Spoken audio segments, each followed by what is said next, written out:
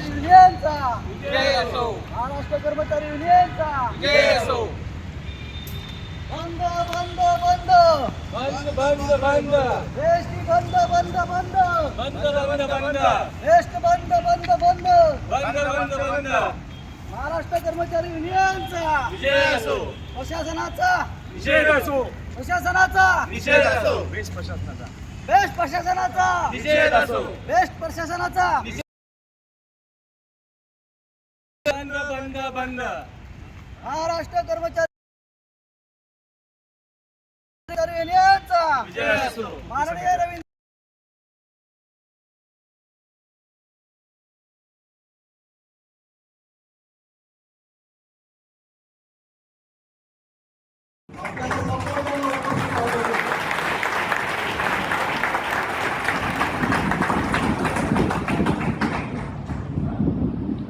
आपण बघताय की आपल्या देशामध्ये लोकशाहीचे जे एक महत्वाचं तत्व आहे सत्तेचं विकेंद्रीकरण व्हायला पाहिजे, ते कुठेही व्यवहारात येताना दिसत नाहीये. केंद्रामध्ये नरेंद्र मोदी साहेबांनी सत्ते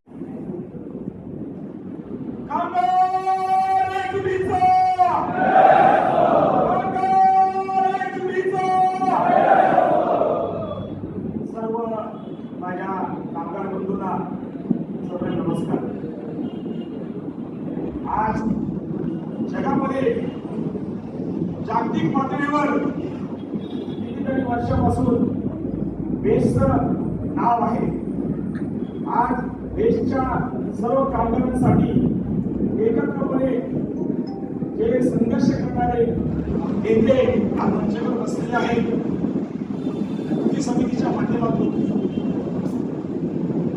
खरोखरच आपल्याला कृती समितीची गरज होती. अशा 10 संघटना एकत्र आल्यानंतर एक मोठं बळाचं वृक्ष वाढतं आणि त्या वृक्षानंतर जी सावली मिळते ते प्रत्येकाला सावली मिळते. तसं हे कृती समितीचं एक वृक्ष आहे. हे तुम्हाला विषय म्हणून सांगतो मंचावरती आज बसलेले काही ठराविक जे प्रत्येक युनियनचे सदस्य आहेत, जसे अकोटकर जे आहे हे जागतिक पातळीवर जागतिक संघटना माझ्याबरोबर मागे बरोबर होते.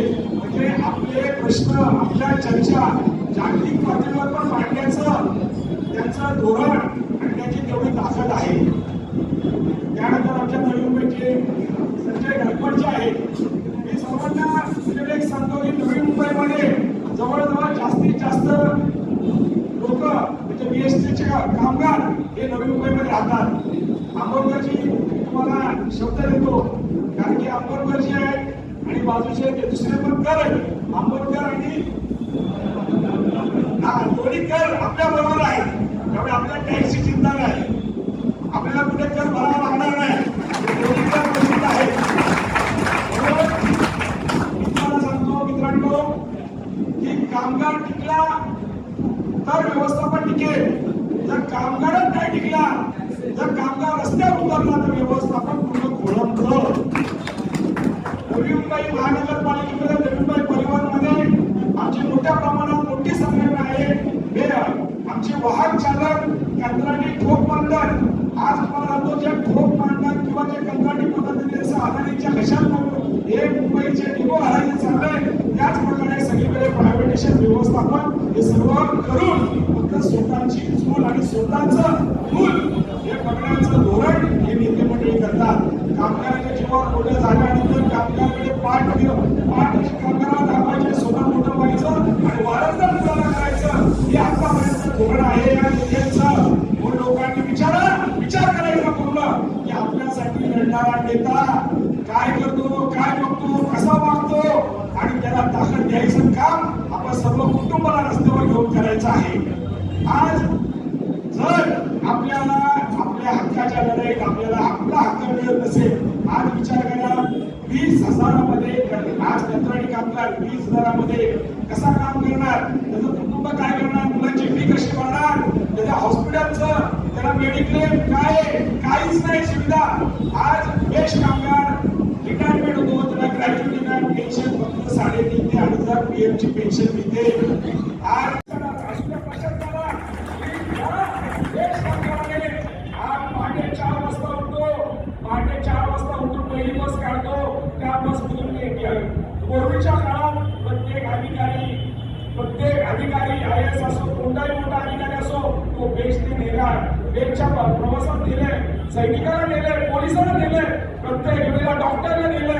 कोविड काळात पेशंट पोहोचवायचं काम बेस्टने कामगारांनी केले.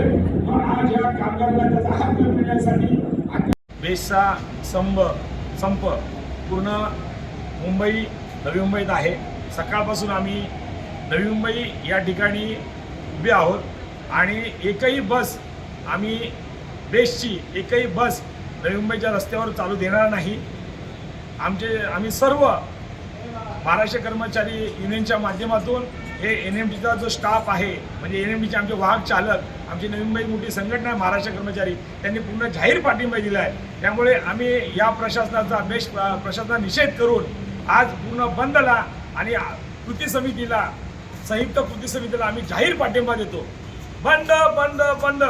कृती समितीचा, कृती समितीचा, कृती समितीचा, महाराष्ट्र कर्मचारी युनियनचा, महाराष्ट्र